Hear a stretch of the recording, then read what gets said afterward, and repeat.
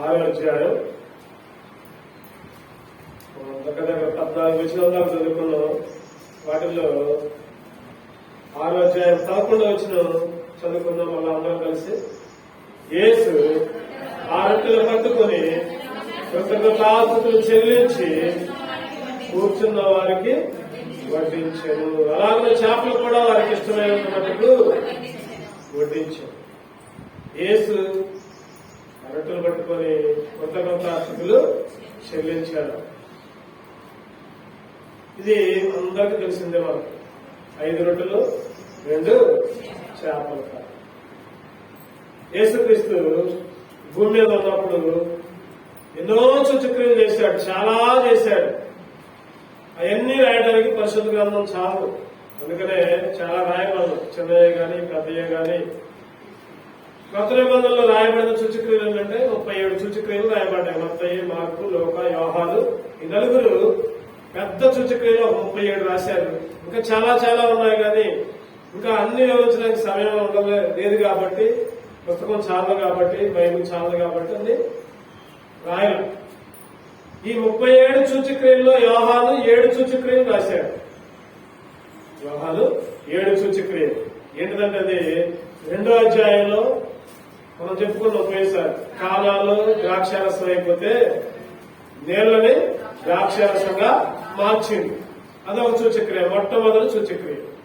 2వ సూచక్రియ ఏంటంటే మనం చదువుకున్నాం పోయేసారి 4వ అధ్యాయం 46-47 వచ్చిన చూస్తే కపెర్నహూము ప్రధాని కుమారుడు కానాలోకి వచ్చి యేసుక్రీస్తుని ప్రతిమాడిన కుమారుడు రోగిగా ఉంటే బాగు చేయబడి, అది కూడా ఆ కుమారుని రోగిగా ఉన్న కుమారుడిని బాగు చేశాడు. అది 2వ సూచక్రియ.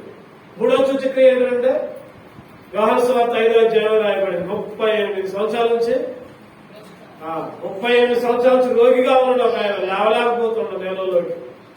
అతన్ని లేపి నడిచేటట్టు చేసింది. అది 3వ సూచక్రియ. 4వ సూచక్రియ ఏంటంటే 6వ అధ్యాయంలో ఇప్పుడు చదువుకున్న భాగం. 5 రొట్టెలు 2 చేపలు. ఎంతమందికి? దగ్గర 5,000 మందికి పురుషులకి. స్త్రీలు పిల్లలు కాకుండా 5,000 మంది పురుషులకి పంచిపెట్టడం, ఇంకా మిగిలిన 12 గంపలు ఎత్తడం కూడా జరిగింది. ఇది ఎన్నో సూచక్రియ అంటే చెప్పండి. ఎన్నోది? 4వ సూచక్రియ. 5వ సూచక్రియ ఇదే 6వ అధ్యాయంలో 19-20 వచనాల్లో ఉంటుంది కదా. యేసుక్రీస్తు నేల మీద నడుచుకుంటూ వచ్చాడు. అంటే సూచక్రియ అంటే అది గొప్ప అద్భుతమే.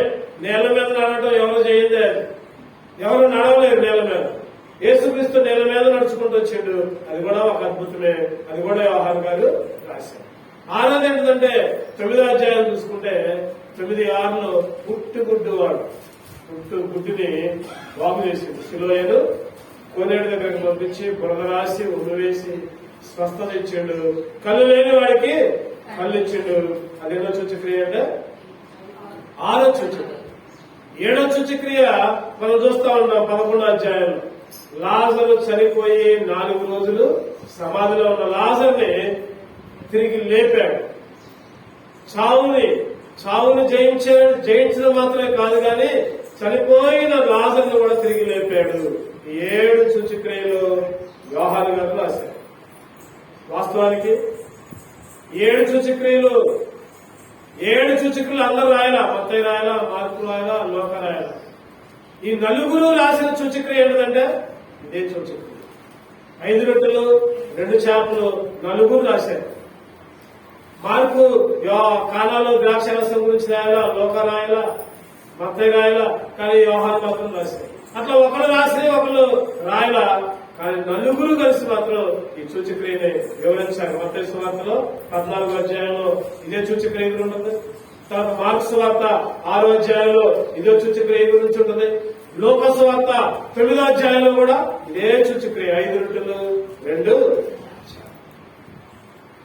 ఒక పెద్ద అద్భుతం అన్నమాట. అటువంటి అద్భుతాన్ని యేసుక్రీస్తు భూమి మీద ఉన్నప్పుడు చేశాడు. నలుగురు కలిసి రాశాడు. నలుగురు కలిసి రాసింది ఇంకోటి కూడా ఉంది. అది అద్భుతం కాదులే కానీ యేసుక్రీస్తు చిన్న గార్ధబం మీద, చిన్న గాడిద పిల్ల మీద ఎక్కిరాడు. మత్తయి రాశారు, మార్కు రాసిండు, లోకా రాసిండు, యోహాను కూడా, నలుగురు రాశారు. ఈ రెండే, ఈ నలుగురు కలిసి రాసిన ఈ రెండే. ఇంకా ఒకరు రాసిన ఒకరు రాయాలి, ఒకరు తెలియని ఒకరికి తెలియదు. అంటే ఆ సమయాన్ని బట్టి వాళ్ళు రాశారు. మనం అందుకని అప్పుడప్పుడు చెప్పుకుంటా ఉంటాం, 7 మాటలు యేసుక్రీస్తు శిలువలో పలికిన 7 మాటలు కూడా ఒకరు రాయాలి. నలుగురు కలిసి రాశారు. మత్తయి కొన్ని రాసిండు, మార్కు కొన్ని రాసిండు, లోకా కొన్ని, యోహాను కొన్ని రాశారు. అంటే వాళ్ళు ఉన్న పరిస్థితులు బట్టి వాళ్ళు ఏం చూశారో అదే రాశారు. కానీ విషయం ఏంటంటే, ఆ రోజుల్లో 430 సంవత్సరాలు ఇశ్రాయేలీయుల్ని ఐగుప్తు నుంచి ఏ విధంగా దేవుడు రప్పించాడు, అదే విధంగా దగ్గర 400 పైన సంవత్సరాలు రోమీల అధికారం కింద ఈ యోధా జాతి మగ్గిపోతుంటే, ఈ యోధా జాతిని విమోచించడానికి యేసుక్రీస్తు ఈ లోకానికి వచ్చాడని చెప్పుకున్నారు ఆ రోజు. అందుకనే యేసు వెంబడి అందరూ నడుచుకుంటూ వెళ్లారు. విస్తారమైన జనసమూహం అంట, మామూలు జనసమూహం కాదు, విస్తారమైన జనసమూహం. అంటే వేలల్లోనే ఉన్నారు. చూద్దాం చూడండి, 5,000 మంది పురుషులు అని రాయబడింది అక్కడ. మరి పురుషులు అంటే స్త్రీలు పిల్లలు కూడా ఉన్నారు, స్త్రీలు పిల్లలు కూడా ఉన్నారు. ఒక్కొక్కరికి ఒక్కొక్క భార్య ఉంటే, ఆ రోజుల్లో ఒక భార్య కాదు, ఒక్కొక్కరికి చాలా మంది ఉన్నారు. మనం సపోజ్ ఊహించుకుందాం, ఒక్కొక్కరికి ఒక్కొక్క భార్య ఉందనుకుందాం, ఒక 2 పిల్లలు ఉందాం అనుకుందాం. పిల్లలు కూడా 2 కాదు, ఆ రోజుల్లో 10 మంది, 12 మంది, 15 మంది. సపోజ్ ఒక భార్య 2 పిల్లలు, 5,000 ఇంటూ చెప్పండి, 5,000. భర్త భార్యలు 10,000 అవుతారు, 2 పిల్లలు అయితేనే 20,000 మంది. సింపుల్ లెక్కేసుకోండి. 20,000 మంది అక్కడ కూర్చున్నట్టు. 20,000 అంటే ఎక్కువే ఉంటారు కానీ తక్కువ ఉండరు అంచనా ప్రకారం. మరి 20,000 మందికి ఎన్ని మైకులు కట్టాలి? యేసుక్రీస్తు ప్రసంగం చేస్తానంటే ఎన్ని మైకులు కట్టాల్సి వచ్చింది చెప్పండి? ఒక 100 మందికే మనం మైకులు పెట్టుకుంటాం, మైకులు లేకపోతే సరిగ్గా ఏర్పాటు. 100 మందికే బాక్సులు పెట్టుకుంటాం, 200 మందికే పెద్ద పెద్ద బాక్సులు పెట్టుకుంటా ఉంటాం. మరి 20,000 మంది యేసుక్రీస్తు బోధ చేస్తుంటే వాళ్ళకి ఆకలి కూడా మర్చిపోయారంట. మరి ఎంత గొప్ప ప్రసంగం చేసిందో ఆయన. నేను అనుకుంటా ఆ రోజుల్లో యేసు బోధ చేసినప్పుడు ప్రకృతి కూడా సహకరించేదేమో. అందరూ సైలెంట్ కూర్చునే వాళ్ళేమో. అందరూ సైలెంట్ కూర్చుంటే ఎంత దూరమైనా వినపడింది. ఆ రోజు యేసుక్రీస్తు ఆ విధంగా అద్భుతాలు చేసుకుంటూ వచ్చాడు. సరే, ఈరోజు ఆరాధన వర్తమానంగా యేసుక్రీస్తు స్వభావం ఎటువంటి స్వభావం మన మీద, లేకపోతే ఆ రోజు వాళ్ళ మీద ఎటువంటి స్వభావం చూపించాడు, ఎటువంటి ప్రేమ కనుపరిచాడు, క్లుప్తంగా ఒక 5 విషయాలు ధ్యానం చేసుకుని మనం ఆరాధనలో ప్రవేశిద్దాం. రండి, మార్కు సువార్త 6వ అధ్యాయం 34వ వచనం. మార్కు సువార్త 6వ అధ్యాయం 34వ వచనం. కనుక యేసు వచ్చి ఆ గొప్ప జనసమూహమును చూచి వారు కాపరి లేని గొర్రెల వలె ఉన్నందున వారి మీద కనికర పడి వారికి అనేక సంగతులను బోధింపసాగెను. కాపరి లేని గొర్రెల వలె. మార్కు సువార్త 6వ అధ్యాయం కూడా 30వ వచనం దగ్గర నుంచి 40 దాకా 42 దాకా ఇదే ఉన్నాయి. ఈ 5 రొట్టెలు 2 చేపలు. వాళ్ళు ఎట్లా ఉన్నారంట? యేసుక్రీస్తు వారికి ఎందుకు బోధ చేసిందంటే అనేక సంగతులు అంట, అనేక సంగతులు. మనమన్నా ఒక ప్రసంగంలో 5 సంగతులు చెప్పుకుంటాం, లేకపోతే 7 విషయాలు చెప్పుకుంటాం, లేకంతే అనేక సంగతులు బోధ చేసిండు. ఎందుకని చూడండి, అక్కడ గొప్ప జనసమూహం చూసి వారు కాపరి లేని గొర్రెల వలె ఉన్నందున వారి మీద కనికరపడ్డారు. ఒకటోది ఏంటంటే, యేసుక్రీస్తు ఆ రోజుల్లో జనసమూహం మీద కనికరపడ్డాడు. ఆ రోజుల్లో జనసమూహం మీదనే కాదు, నీ మీద నా మీద కూడా కనికరపడ్డాడు. మన మీద కనికరం చూపించాడు, జాలి చూపించాడు, ప్రేమ చూపించాడు. ఆయన గొప్ప దేవుడు కాబట్టి ఆయన కనికరాన్నంతా మన మీద చూపించాడు. కాపరి లేని గొర్రెలు, కాపరి లేడు, ఎవరు బోధించేవాళ్ళు లేరు, ఎట్లా చేయి అట్లా చేయి అని చెప్పేవాళ్ళు లేరు, చెప్పేవాళ్ళు ఎవరు లేరు ఆ రోజుల్లో. అందుకనే యేసుక్రీస్తు బాధపడ్డాడు, అయ్యో వీళ్ళు కాపరి లేడే, ఇశ్రాయేలు కూడా న్యాయాధిపతులు చివరి అధ్యాయంలో అంటూ ఉంటాడు, ఇశ్రాయేలు అంతా రాజు లేని దినాలంట. పరిపాలించడానికి రాజు లేని సమయంలో ఎవరు పడితే వాళ్ళే పరిపాలించారంట. ఇష్టం వచ్చిన రీతిలో జీవిస్తుంటే న్యాయాధిపతులు చివరి అధ్యాయంలో ఆ మాట ఉంటుంది. తర్వాత రూతు మొదటి అధ్యాయంలో వాళ్ళందరూ యెరూషలేము విడిచి అడిగోపోతారు. అక్కడే పోతారు చెప్పండి. రూతు అత్త బెత్లెహేమును విడిచి మోయాబు ప్రాంతానికి వెళ్తారు. మళ్ళీ ఇక్కడికి వస్తా ఉంటారు. కాపరి లేడు, రాజు లేడు, ఒక అధికారి లేడు, ఒక సేవకుడు లేడు, చెప్పడానికి ఎవరు లేడు.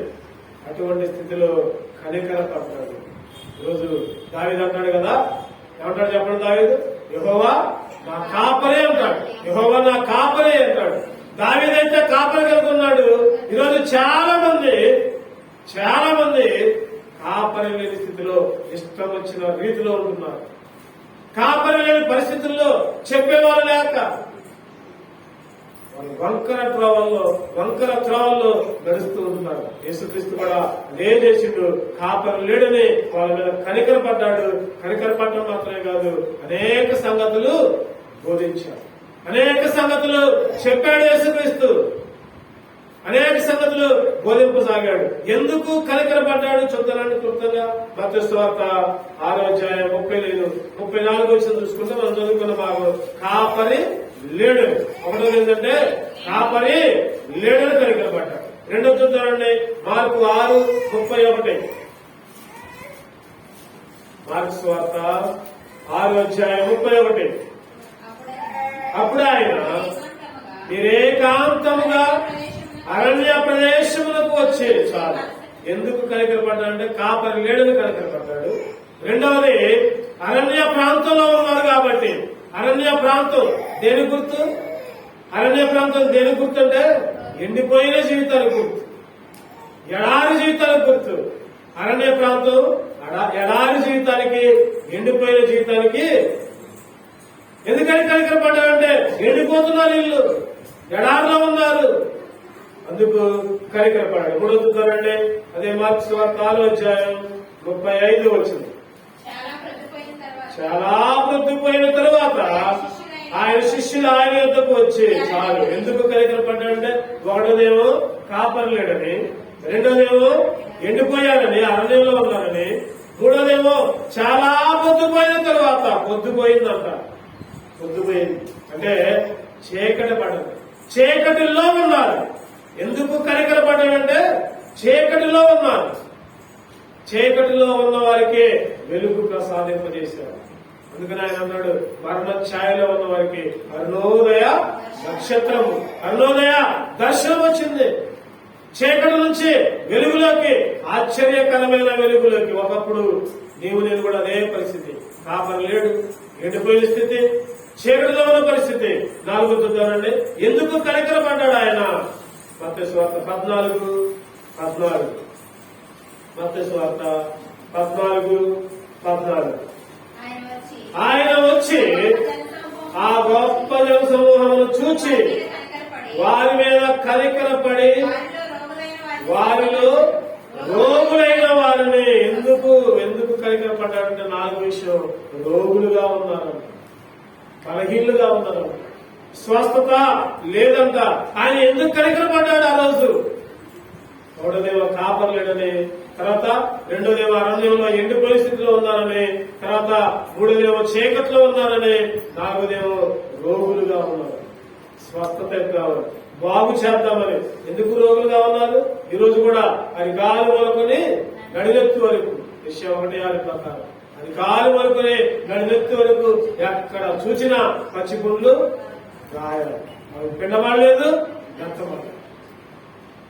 అటువంటి స్థితిలో ఉంటే కనికరపడ్డాడు. 4వ విషయం. 5 చూద్దామంటే ఎందుకు కనికరపడ్డాడు. యోహాను సువార్త 6వ అధ్యాయం 5వ వచనం. యోహాను సువార్త 6:5. కాబట్టి యేసు కన్నులెత్తి బహుజనులు తన యొద్దకు వచ్చుట చూచి వీరు భుజించుటకు ఎక్కడి నుండి రొట్టెలు కొని తెప్పించమని. అంటే వాళ్ళు ఆకలితో ఉన్నారు. ఎందుకు కనికరపడ్డాడు చెప్పండి? ఆకలితో ఉన్నారు వాళ్ళందరికీ. ఎందుకంటే అప్పుడు దాకా వింటూనే ఉన్నారు, చీకట పడ్డది. ఎలా ఎలా ఎక్కడ పంపించాలి ఈ సమయంలో? కాబట్టి వాళ్ళకి భోజనం అరేంజ్ చేయాలి. ఆకలితో ఉన్నారు కాబట్టి ఆయన కనికరం చూపించిండు. ఆ రోజు ఆచార సమూహమే కాదు, ఈరోజు నేను కూడా ఈ 5 స్థితుల్లో ఉన్నాం. చెప్పండి, ఎటువంటి స్థితి? ఒకటోది ఆపరలేని స్థితి, రెండవది అరణ్యములో ఎండిపోయిన స్థితి, తర్వాత మూడవది చీకటిలో ఉన్న స్థితి, నాలుగవది రోగులుగా బలహీనులుగా ఉన్న స్థితి, ఐదవదిగా ఆకలిలో ఉన్నాం. అందుకని ఆయన అంటాడు కదా, రోకలు లేని వారులారా రండి అంటా ఉంటాడు. యెషయా 55:1. యెషయా ఆయన ఆకలి తీర్చే దేవుడు ఆయన. యెషయా 55:1. దప్పికొనిన వారులారా దేవుని యొద్దకు రండి, రోకలు లేని వారులారా మీరు వచ్చి కొని భోజనం చేయుడి. రండి, రోకలు లేకపోయినను ఏమీ నీయకయే ద్రాక్షరసమును పాలను కొనుడి. రోకలు లేని వారులారా మీరు వచ్చి కొని భోజనము ఒకలేని చేస్తారా? అయినా కానీ కొనుక్కోండి, డబ్బులు గీయకుండా కొనుక్కోండి, డబ్బులు ఇవ్వకుండా తీసుకోండి, భోజనం చేయుడి. ఆయన ఆకలి తెచ్చేవాడు. ఆయన అంటాడు కదా, నేనే ఆహారం అంటాడు. యోహాను సువార్త 6:50. యోహాను సువార్త 6:50. దీనిని తినివాడు చావకున్నట్లు పరలోకము నుండి దిగి వచ్చిన ఆహారం ఇదే. పరలోకము నుండి దిగి వచ్చిన జీవాహారము నేనే. ఎవడైనను ఈ ఆహారం భుజించితే ఎల్లప్పుడూ జీవించే ఆహారం, ఎల్లప్పుడూ కాపాడే ఆహారం, ఎల్లప్పుడూ బలపరిచే ఆహారం ఆయనే. అదే ఆహారం మన మధ్య ఉంది. ఆ ఆహారం తింటే జీవిస్తూ ఉంటాడు ఎల్లప్పుడు. ఈ ఆహారం తింటే చెప్పండి, ఇప్పుడు తింటే మళ్ళీ మధ్యాహ్నం ఆకలి, మధ్యాహ్నం తింటే మళ్ళీ సాయంత్రం. నువ్వు ఎంత పంచభక్ష పరమాణాలు పెట్టినా మళ్ళీ సాయంత్రానికి మళ్ళీ తినాల్సిందే. ఈ ఆకలి తినే ఆకలి, ఆ ఆకలి అయితే తీరని ఆకలి. ఆయన అన్నాడు జీవించే ఆకలి, జీవించే ఆహారాన్ని నేనే. 5 పరిస్థితుల్లో కనికరపడ్డాడు. ప్రభా, నేను కూడా ఒకప్పుడు కాపర లేకుండా, నేను కూడా ఒకప్పుడు ఎండిపోయానయ్యా నేను కూడా ఒకప్పుడు చీకట్లో ఉన్నానయ్యా ప్రభా. అంత మాత్రం కాదు ఆయన, నేను కూడా ఒకప్పుడు రోగంతో ఉన్నానయ్యా. ఆత్మీయ రోగం, హృదయం అనే రోగం, కనపట్ల రోగం. ప్రభా, అంత మాత్రమే కాదు ఆయన, ఆకలితో ఉంటే నీవే జీవాహారంగా వచ్చావు. నా మీద కనికరపడ్డావు. యేసు కనికరం చూపించాడు. మొదటిగా కనికరం చూపించాడు. రెండవగా చూద్దారండి మత్తయి సువార్త. ఎందుకు యేసుక్రీస్తు స్వభావాన్ని గురించి చెప్పుకోండి. మత్తయి సువార్త 14:14.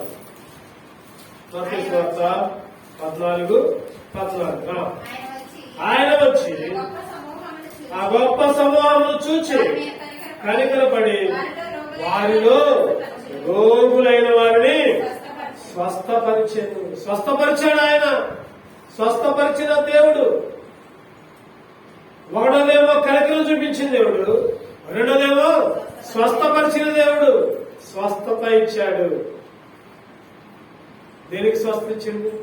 ఆత్మకి కాదు, శరీరానికి కాదు, ఆత్మకి స్వస్థ ఇచ్చాడు.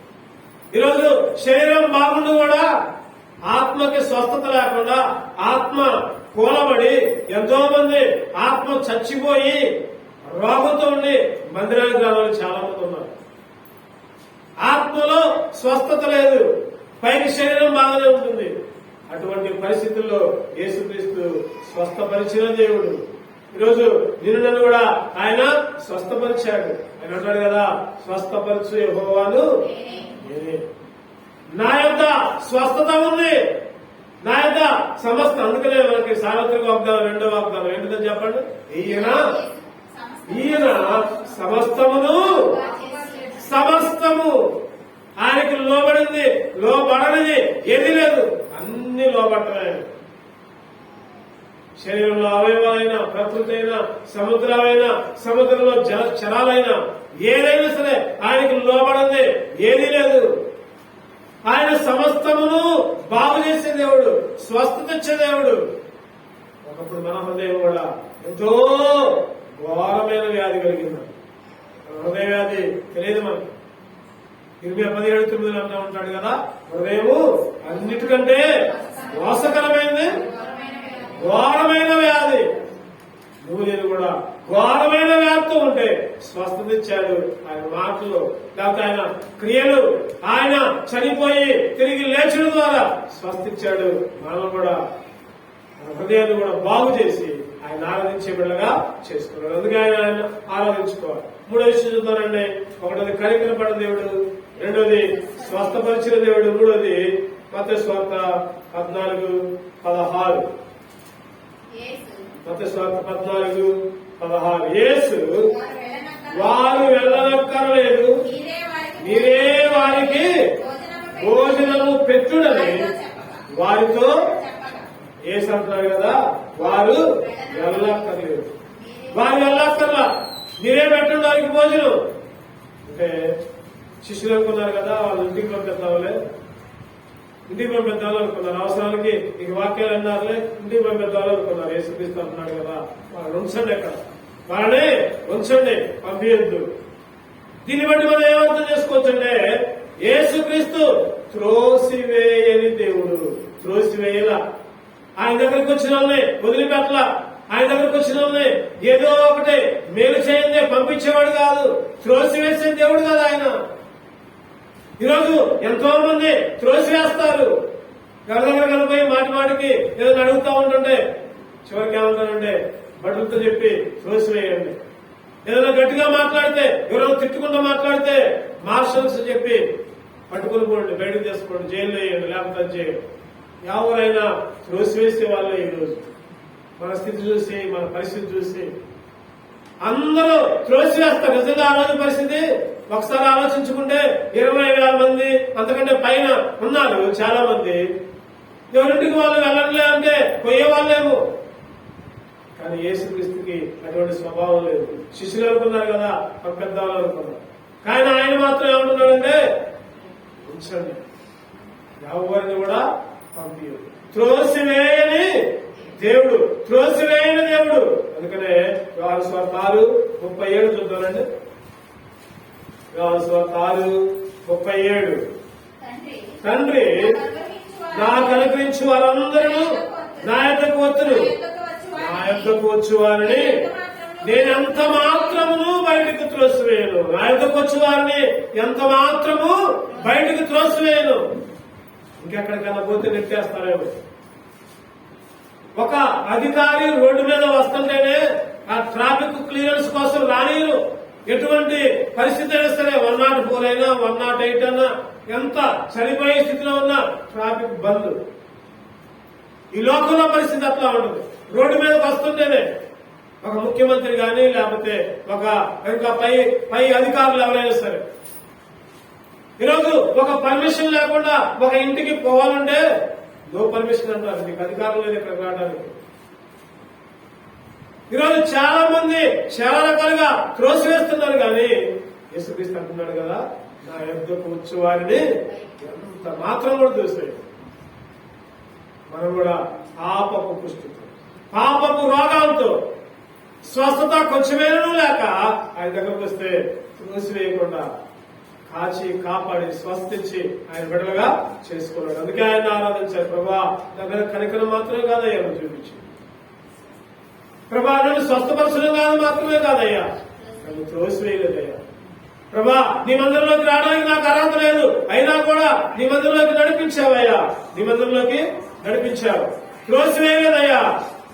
యేసుక్రీస్తు త్రోసివేయని దేవుడు. 4వ చూద్దామండి. 4వది ఎటువంటి స్వభావం అంటే మత్తయి సువార్త 14:19. మత్తయి సువార్త 14:19. పచ్చిక మీద కూర్చుండుడని జనులకు ఆజ్ఞాపించి, పచ్చిక మీద కూర్చుండుడని జనులకు ఆజ్ఞాపించిండు. పచ్చిక మీద కూర్చుండుడి. యోహాను సువార్త 2 చూద్దాం. యోహాను సువార్తలో కూడా ఇదే మాట ఉంటుంది. యోహాను సువార్త 6వ అధ్యాయం ఎక్కడ చూద్దారండి అన్నమాట. వీళ్ళందరినీ 10వ యేసు జనులను కూర్చుండబెట్టుడని చెప్పాను. యేసు జనులను కూర్చుండబెట్టుడని చెప్పాను. కూర్చుండబెట్టాడు. ఆయన ఏం చేశారంటే కూర్చుండబెట్టి ఏం చేశారంటే అక్కడ చూద్దామండి. మత్తయి సువార్త, మళ్ళీ ఒకసారి మత్తయి సువార్త 14:19 కూర్చుండుడని తెలుగు ఆజ్ఞాపించి 5 రొట్టెలను 2 చేపలను పట్టుకుని ఆకాశం వైపు కన్నులెత్తి ఆశీర్వదించి చాలు ఏం చేశారంట? కూర్చొని పెట్టిందంట, ఆశీర్వదించిందంట. 4వది ఆయన యొక్క మంచితనం ఏంటిది? ఆయన యొక్క స్వభావం ఏంటంటే ఆశీర్వదించిన దేవుడు, ఆశీర్వదించేవాడు. ఈరోజు నిన్ను నన్ను ఆశీర్వదించాడు ఆయన. ఈరోజు ఆశీర్వదించబట్టే ఆయన మందిరంలో చేరాం. ఈరోజు ఈ స్థితిలో ఉన్నామంటే కేవలం ఆయన ఆశీర్వాదం. మనకు ఉన్న స్థితిలో మన 5,000 నోట్లోకి వెళ్తున్నాయంటే కారణం ఏంటంటే ఆయన ఆశీర్వాదమే. మన గొప్ప కాదు, లేకపోతే మన తెలివితేటలు కాదు. మనకంటే గనులు గాని, మనకంటే ఉన్నతులు గాని ఎంతో మంది ఈ సమయంలో చనిపోయారు. కోటేశ్వరులు, అందగారులు ఈ లోకం విడిచి వెళ్ళిపోయారు, మట్టిలో కలిసిపోయారు. ఆయన ఆశీర్వాదం, ఆయన ఆశీర్వదించిన దేవుడు. ఎటువంటి ఆశీర్వాదం ఇచ్చిందంటే రక్షణనే ఆశీర్వాదం. రక్షణనే గడ్డి చూద్దాం. జకర్యా 8:13 జకర్యా యోగవారులారా, ఇశ్రాయేలు వారులారా, ఎలాగూ ఆస్పాదమై ఉంటిరో అలాగే మీరు ఆశీర్వాదమాస్పదమగునట్లు నేను మిమ్మును రక్షించును. ఎట్లా అన్నా ఏం చేసినట్టు చూడండి. మీరు ఆశీర్వాదాస్పదమగునట్లు నేను మిమ్మును రక్షించును. రక్షణ ఆశీర్వాదం. ఎటువంటి ఆశీర్వాదం చెప్పండి? ఈరోజు రక్షించుకున్నాడు. ఈ పాడు లోకం నుంచి, ఈ మాయ లోకం నుంచి విడిపించాడు. రక్షణ అనేది ఇచ్చాడు. రక్షణ ఆశీర్వాదం ఇచ్చాడు. అందరిచ్చే ఆశీర్వాదాలు కదా ఆయన ఇచ్చింది. రక్షణ ఆశీర్వాదం. రెండవదిగా అపోస్తుల కార్యాలు 3:26 అపోస్తుల కార్యాలు 3:26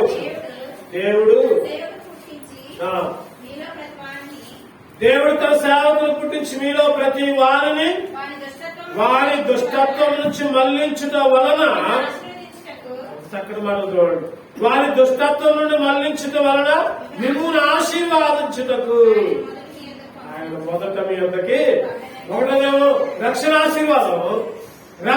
ఆశీర్వాదం ఇచ్చిండు. రెండోదేమో దుష్టత్వం నుంచి మళ్లించాడు. దుష్ట స్వభావం లేదు ఇప్పుడు. ఒకప్పుడు ఉంది దుష్ట స్వభావం. ఒకప్పుడంతా చెడ్డ స్వభావం, ఒకప్పుడంతా కుళ్ళు, కపడం, అసూయ. కానీ ఇప్పుడైతే ఆ దుష్ట స్వభావం లేదు. దుష్టత్వం నుంచి మళ్లించాడు. రెండవ ఆశీర్వాదం. ఒకటోది రక్షణ ఆశీర్వాదం, దుష్టత్వం నుంచి తప్పించిన ఆశీర్వాదం. మూడోది చూడండి, ఆయన సమాధానం కలిగజేసినంత ఆశీర్వాదం ఇచ్చి. కీర్తన 29:11 కీర్తనలు 29:11 యెహోవా తన ప్రజలకు బలమును అనుగ్రహించును. యెహోవా తన ప్రజలకు సమాధానము కలుగజేసి వారిని ఆశీర్వదించింది. ఎట్లా ఆశీర్వదించి చెప్పండి? సమాధానం ఇచ్చిండు, నెమ్మదిచ్చిండు, సంతోషం ఇచ్చిండు. ఆయన ఆశీర్వాదం ఎటువంటిదంటే రక్షణ ఆశీర్వాదం, దుష్టత్వం నుంచి మళ్లించిన ఆశీర్వాదం, సమాధానం ఇచ్చిన ఆశీర్వాదం. సమాధానం ఉంది కాబట్టి మనం మందిరానికి రాగలిగాం. ఈరోజు కొంతమందికి దేవుణ్ణి అంగీకరించిన వాళ్ళ మనసులో సమాధానం లేదు. అందుకనే దూరంగా ఉన్నారు, మందిరానికి దూరంగా ఉన్నారు. పంతాలు, పట్టింపులు అవన్నీ ఉండి నేను మందిరానికి ఎందుకు వెళ్ళాలి అని అనుకుంటున్నారు. రక్షణ పడిన వాళ్ళే, విశ్వాసంలో ఉన్న వాళ్ళే, అనుభవం ఉన్న వాళ్ళే. సమాధానం ఉంటే, సమాధానం ఆశీర్వాదం ఉంటే దేవుని మందిరంలో గడుపుతాం. సమాధానం లేకపోతే గుడారాల్లో గడుపుతాం, ఇళ్ల దగ్గర గడుపుతాం. వేరే వేరే మాటలు, అనవసరమైన మాటలు, దేవునికి వ్యతిరేకంగా జీవిస్తూ ఉంటాం. ఆయన సమాధాన ఆశీర్వాదాలు ఇచ్చింది. ఆయన ఆశీర్వదించిన దేవుడు. ఎటువంటి 3 రకాలుగా ఆశీర్వదించింది. ఎట్లా చెప్పండి? రక్షణ ఇచ్చి ఆశీర్వదించాడు, దుష్టత్వం నుంచి మరణించి ఆశీర్వదించాడు, సమాధానం ఇచ్చిండు. అది ఎవరు కొనుక్కుంటూ చేయగలిగాను. కొంతమంది అంటారు కదా, మిమ్మల్ని దీవిస్తాం, మిమ్మల్ని ఆశీర్వదిస్తాం, పలానా ఎంత డబ్బులు ఇచ్చి మిమ్మల్ని ఆశీర్వదిస్తాం, లేకపోతే పలానా స్థలాలు ఇచ్చి ఆశీర్వదిస్తాం, లేకపోతే పలానా విషయంలో మీకు దయ చూపించి ఆశీర్వదిస్తాం. అవన్నీ పనికిరాని, అవన్నీ ఇయాలుండి రేపు కనుమరుగైపోయాయి. అటువంటి ఆశీర్వాదాలు ఈ లోకంలో ఉంటాయి. చనిపోయిన తర్వాత అవి వెంటొచ్చే కావయి.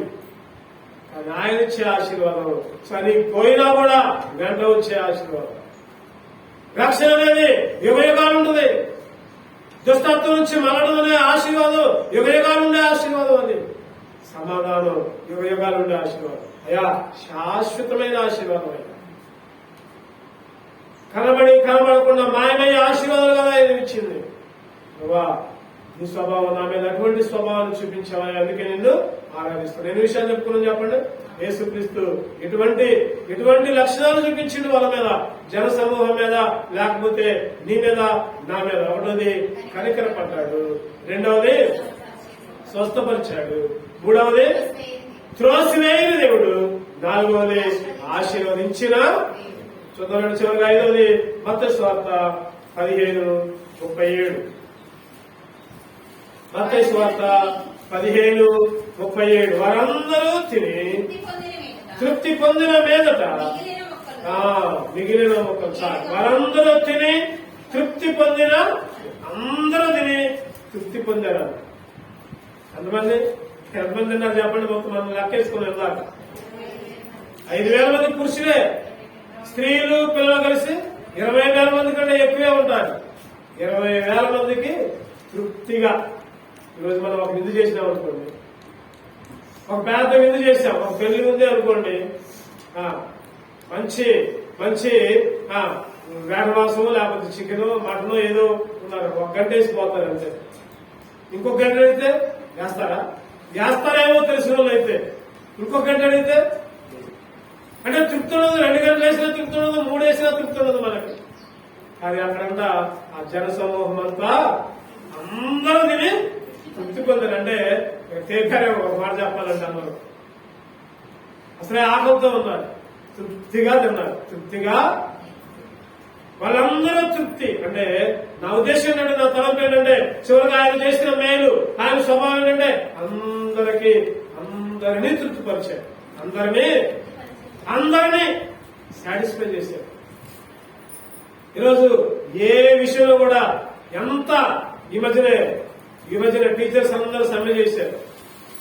వాళ్ళకి తృప్తి లేదు. ఎందుకని తృప్తి లేదు? ఒక్కొక్కరికి ₹1,00,000 చాలని, లేకపోతే 1,00,000, 2 లక్షల జీతం ఉండే వాళ్ళు కూడా, అయినా కానీ మా జీతాలు పెంచండి, రోడ్ల మీదకి వచ్చి ధర్నాలు చేశారు. ఈరోజు మనం చేసే జాబ్ కానీ, మనం చేసే పని కానీ మనకు 300 ఇచ్చినా కూడా తృప్తి ఉండదు. ఒకసారి ఇంకొద్దిగా ఎక్కువ ఇస్తే బాగుంది. ఈరోజు తృప్తి లేని జీవితాలు మరి. కానీ యేసుక్రీస్తు అయితే ఆయన తృప్తినిచ్చే దేవుడు. ఆయన అందరినీ తృప్తిపరిచే దేవుడు. కీర్తన 103:5 చూస్తారండి. ఎటువంటి తృప్తినిస్తాడంటే ఆయన కీర్తనలో 103:5 పక్షిరాజు యవ్వనము వలె నీ యవ్వనము క్రొత్త దగుచున్నట్లు మేలుతో నీ హృదయమును ఎంతో తృప్తిపరుస్తున్నాడని చెప్పండి. డబ్బులు ఇచ్చి కాదు, లేకపోతే జీతాలు పెంచి కాదు, లేకపోతే పొలాలు ఇచ్చి పంటలు ఇచ్చి, అదిగా తృప్తి. మేలుతో తృప్తి. ఆయన మేలు చేసే దేవుడు. ఆయన తృప్తి ఎట్లా వేస్తారంటే మేలుతో తృప్తిపరుస్తారు. అంత మాత్రమే కాదు, కీర్తన 36:8 ఎటువంటి తృప్తి అంటే ఆయన ఇచ్చేది. కీర్తన నీ మందిరము యొక్క సమృద్ధి వలన వారు సంతృప్తి నొందుతున్నారు. సంతృప్తి మందిరం యొక్క సమృద్ధి. మందిరంలోకి వస్తేనే తృప్తి అంట. మందిరంలోకి వచ్చి ఆయన ఎటువంటి తృప్తి ఇచ్చాడంటే మేలు చేత తృప్తి ఇచ్చాడు, మందిరంలోకి నడిపించి తృప్తి ఇచ్చాడు. మందిరంలోకి వస్తే అదొక తృప్తి, దేవుని సన్నిధికి వస్తే అదొక తృప్తి. ఒకరోజు ఒక విశ్వాసి మందిరానికి రాలేదనుకోండి, పాపం ఆ 10 రోజులు బాధపడతా ఉంటాడు. అయ్యో నేను ఫలానా రోజు మందిరానికి పోలేదే. నిజమైన విశ్వాసం అయితే ఖచ్చితంగా బాధపడతాడు. నిజమైన రక్షణ పొందిన వ్యక్తి అయితే, నిజమైన యేసుక్రీస్తు శిష్యుడైతే మందిరానికి పోకపోతే ఏదో కోల్పోయినాడు. అనవసరంగా మందిరానికి పోతానే, ఈ రోజు మందిరానికి పోలేదే. ఎన్నిసార్లు అనుకుంటామో, బాధపడతా ఉంటాము. ఆయన మందిరంలో తృప్తినిచ్చే దేవుడు. కీర్తనలు 65:4 చదువుతారండి. కీర్తనలు ఎటువంటి తృప్తి ఆయన ఇచ్చేది? నీ ఆవరణములో నివసించినట్లు నువ్వేర్పరచుకొని చేర్చుకొని వాడు ధన్యుడు. నీ పరిశుద్ధాలయము చేత, నీ మందిరంలోని మేలు చేత, మేలు మందిరంలో మేలు అంట. మందిరములో మేలు, మందిరములో మేలు చేత తృప్తి ఇచ్చాడు. ఆయన తృప్తిపరిచిన దేవుడు. మందిరంలో మేలు, మందిరాల నుంచి మేళతో తృప్తిపరిచిన దేవుడు. అది మాత్రమే కాదు, కీర్తన 90:14 కీర్తనలు ఎటువంటి తృప్తి? ఉదయమున నీ కృపతో, ఉదయమున నీ కృపతో తృప్తిపరచయ్యా. దావీదుడుతున్నాడయ్యా, ఉదయాన్నే నీ కృప అయ్యా. దావీదు అంటాడు కదా, నా కాలు జారినని నేను అనుకునగా, నీ కృప నన్ను బలపరుస్తుందయ్యా. నీ గొప్ప ఆదరణ నాకు నెమ్మదినిస్తుందయ్యా. అయ్యా, నాకు నెమ్మది లేని పరిస్థితుల్లో నీ గొప్ప ఆదరణ నన్ను బలపరుస్తుంది, నన్ను లేపుతుంది. ఉదయమునే నీ కృపతో నన్ను తృప్తిపరుస్తున్నావయ్యా. అందుకనే దావీదు ఏం చేస్తాడు చెప్పండి? సాయంకాలం, మధ్యాహ్నం, ఉదయం 3 దేవునికి ప్రార్థన చేస్తాడు. మనం చెప్పుకున్నాం మన ప్రార్థన ఫోటో. ఆయన మేళతో తృప్తిపరిచే దేవుడు, మందిరంలో తృప్తిపరిచే దేవుడు, ఆశ కలిగిన ప్రాణాన్ని కూడా తృప్తిపరిచే దేవుడు అంట. 107 కీర్తన 9 కీర్తనలు 107 కీర్తనలు 107:9 ఏలైనగా ఆశగల ప్రాణమును ఆయన తృప్తిపరిచి ఉన్నాడు. చాలు, ఆశ కలిగిన ప్రాణాన్ని తృప్తిపరిచిన ఆయన తృప్తిపరిచిన దేవుడు. ఆశ కలిగిన ప్రాణాన్ని ఎవరైతే ఏ ఆశ కలిగి ఉంటారో, మనం ఏదైతే ఆశ కలిగి ఉంటామో ఆ ఆశ తీర్చే దేవుడు, తృప్తిపరిచే దేవుడు. ప్రభా, నాకు ఈ అవసరం తీర్చాయా, ఈ ఆకలి తీర్చాయా మనం అడుగుతాం. ఒకసారి గొంతెమ్మ కోరికలు కోరుతా ఉంటాం, ఆయనకి ఇష్టం లేని కోరికలు కోరుతా ఉంటాం. నా కోరిక తెరవలేదు దేవుడు అంటా ఉంటాం. ఆయన చిత్తమైతే ఆయనకి ఇష్టమైన కోరిక కోరుకుంటే అప్పుడు తీరుస్తాడు. ఏదో ఆశ కావాలని, నాకేదో కావాలి, అది కావాలి, ఇది కావాలని కోరుకుంటే కుదరదు. ఉన్న దాంట్లోనే సంతోషంగా బ్రతికేటట్టు చేయ, నాకు తృప్తిని చేయ. ఆయన తృప్తినిచ్చిన నా జీవితానికి తృప్తి ఇచ్చావయ్యా. ఈరోజు ఎంతో మంది తృప్తి లేక, ఆశీర్వాదాలు లేక, కనికరం లేక, రోగాలతో వండుకుంటూ ఎంతో మంది దూరంగా ఉంటున్నారు. ఎంతో మంది ఎన్నో పరిస్థితుల్లో, దూరమైన స్థితిలో దేవునికి దూరంగా ఉంటున్నారు. రక్షణ పొంది కూడా, రక్షణ మారు మనసు, బాప్తీస అనుభవాలు కలిగి ఉండి కూడా మన జీవితంలో ఏదో లోటు, సైతాను ఏవో చిక్కులు వేస్తూ ఉంటుంది. చిన్న చిన్న సమస్యలు. ఆ చిన్న సమస్యలే భూతార్థంలో చూసుకొని పెద్దగా ఎంచుకుంటున్నారు. తృప్తి ఉన్నట్లు వాళ్ళకి. ఇవంట ఒక భక్తుడు అంటూ ఉంటాడు కదా, నీకు ఏ సమస్యగా రాని, సమస్యని పెద్దలుగా చూడమాకు. సమస్య పెద్దదిగా చూస్తే దేవుడు చిన్నోడిగా కనపడతాడు. నువ్వు సమస్యను చిన్నదిగా చూడు, దేవుడు పెద్దగా కనపడతాడు. దేవుడు గొప్పవాడిగా కనపడతాడు. ఈరోజు చాలా మంది సమస్యలు కల్పించుకుంటున్నారు, సమస్యలు సృష్టించుకుంటున్నారు. ఆ సమస్యల్లోనే దేవుడు చిన్నగా కనపడుతున్నాడు. మందిరం చిన్నగా కనపడుతుంది. అందుకనే మేము మందిరానికి రాము మందిరానికి, లేకపోతే మేము మందిరంలో అడుగు పెట్టు. చాలా మంది మందిరాలు కొట్టి విశ్వాసలే. ఎందుకంటే తృప్తి లేదు. కనికరం చూపిస్తుంటే కనికరం ముందుకు అట్లా, స్వస్థత ఇస్తుంటే స్వస్థ పొందలేకపోతున్నారు. త్రోసి వేయకుండా రాండి అంటే వాళ్ళే దూరంగా ఉంటున్నారు. ఎవరికి దొయ్యక్కర్లా, మేమే త్రోసివేయబడతాం, మేమే నెట్టుకుంటాం. ఎవరన్నా నెట్టుకుంటారు చెప్పండి? ఒక గుంట దగ్గర పోయి ఆ గుంటలో పడాలని ఎవరన్నా గుంటలో పడతారా? కావాలని ఈరోజు చాలా మంది ఆ గుంటలో కావాలనే పడుతున్నారు. తెలుసు, అంతా తెలుసు. వాళ్ళకు వాళ్ళే ఆత్మహత్య చేసుకున్నారు. ఒక మాట చెప్పాలంటే చాలా మంది సంతోషం లేకుండా, సమాధానం లేకుండా బలి చేసుకుంటున్నారు, ఉరేసుకుంటున్నారు, లేకపోతే ఎక్కడికెక్కడికో పోయి చచ్చిపోతున్నారు. ఏ మందు ఆ మందు తాగి. ఈ మధ్య విచారకరమైన సంగతి ఏంటంటే ఒక కుటుంబం అప్పులు చేశారంట, తీరలేని అప్పులంట. ఆ అప్పులలో వచ్చి అడిగేసరికి కుటుంబం మొత్తం ఆత్మహత్య చేసుకున్నారు. కుటుంబం మొత్తం ఆత్మహత్య. వాళ్ళు ఎంత దర్జాగా బతికారో, కార్ల మీద తిరిగిన వాళ్ళు. కానీ ఎవరైతే వాళ్ళు ఆ వ్యాపారస్తులు వడ్డీకి ఇచ్చిన వాళ్ళు వచ్చి డబ్బులు ఇస్తారా అయ్యారా అనేసరికి భర్త, భార్య, పిల్లలు అందరూ నలుగురు ఒక దగ్గర కాదు, మళ్ళీ 4 ప్రాంతాలు ఆత్మహత్య చేసుకుని ఈరోజు విశ్వాసులు కూడా, క్రైస్తవులు కూడా ఆ విధంగా ఆత్మహత్య చేసుకుంటున్నారు. దేవునికి దూరంగా ఉండి, లోకంలో ఉండి. కానీ ఈరోజు మనం ఆయన మందిరంలో చేరామంటే, ప్రభా నువ్వు ఇచ్చిన తృప్తి చాలయ్యా, నువ్వు తృప్తినిచ్చావయ్యా, నువ్వు కనికరపడావయ్యా నా మీద. అందుకే ఆయన్ని ఆరాధించాలి.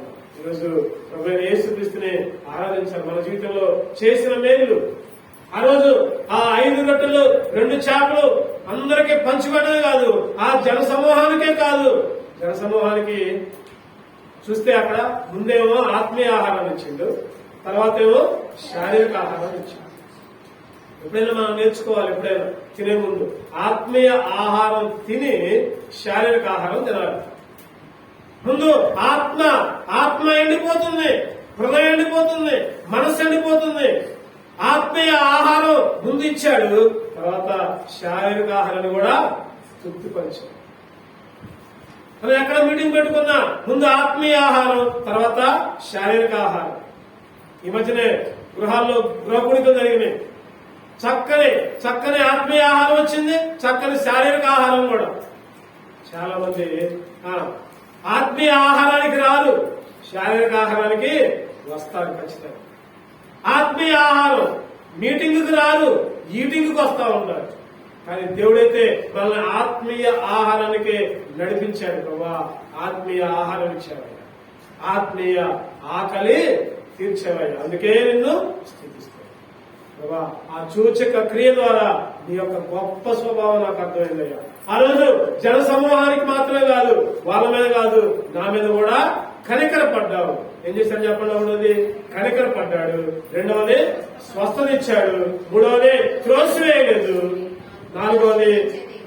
నాలుగవది ఆశీర్వదించే దేవుడు, ఐదవది తృప్తినిచ్చే దేవుడు. తప్ప 5 రకాలుగా నన్ను ఆశీర్వదించావు కాబట్టి ఏమిచ్చి నిన్ను స్తుతించగలనయ్యా, నా విరిగి నలిగిన హృదయాన్ని నీకు కనిపిస్తానయ్యా అని ఆరాధన చేద్దాం. రండి, మనం నిలబడి ఒక పాట పాడుకుందాం.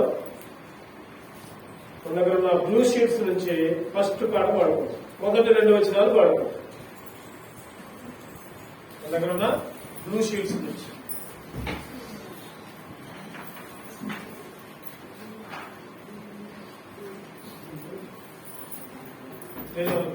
ఎవరైనా లేకపోతే తీసుకోండి, బైబిల్లో పెట్టుకోండి. మన దగ్గర ఉన్న బ్లూ షీట్స్ నుంచి మొదటి పాట.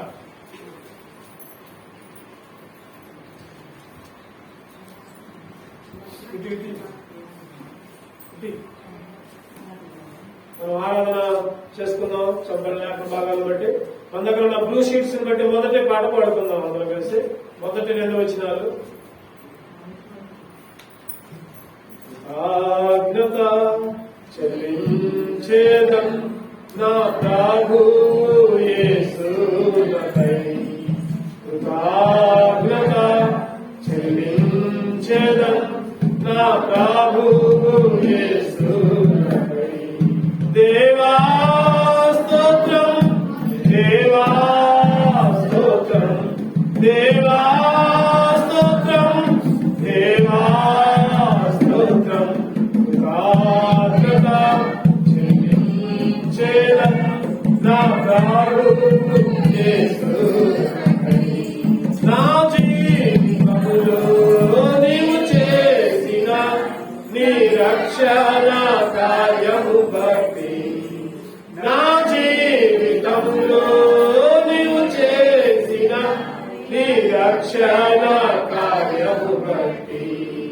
నా కొరకై నీవు బలి అయిన నీ బలియాగమంతటి భక్తి, నా కొరకై నీవు బలి అయిన నీ బలియాగమంతటి భక్తి, నీ బలియాగమంతటి భక్తి, కృతజ్ఞత చెల్లించేదను నా ప్రభువు యేసునకై, కృతజ్ఞత చెల్లించేదను నా ప్రభువు యేసునకై. దేవా స్తోత్రం, దేవా స్తోత్రం, దేవా స్తోత్రం, దేవా స్తోత్రం. నీ మందిరములో నాకిచ్చిన నీ పరిశుద్ధుల సహవాసముకై, నీ మందిరములో నాకిచ్చిన నీ పరిశుద్ధుల సహవాసముకై, నీ మందిర సమృద్ధి చే నన్ను తృప్తిపరచినందులకై, నీ మందిర సమృద్ధి చే నన్ను తృప్తిపరచినందులకై, నన్ను తృప్తిపరచినందులకై. దేవా స్తోత్రం, దేవా స్తోత్రం, దేవా స్తోత్రం, దేవా స్తోత్రం. కృతజ్ఞత చెల్లించేదం నా ప్రభువు యేసునకై, కృతజ్ఞత చెల్లించేదం నా ప్రభువు యేసునకై. అంటే మోకరించి ఆరాధనలో పాల్గొందాం. చెప్పబడే లేఖన భాగంలో బట్టి మొదలుగా సండే స్కూల్ టీచర్ స్పందన ఆరాధన చేస్తుంది, తర్వాత ఆరాధన చేస్తుంది.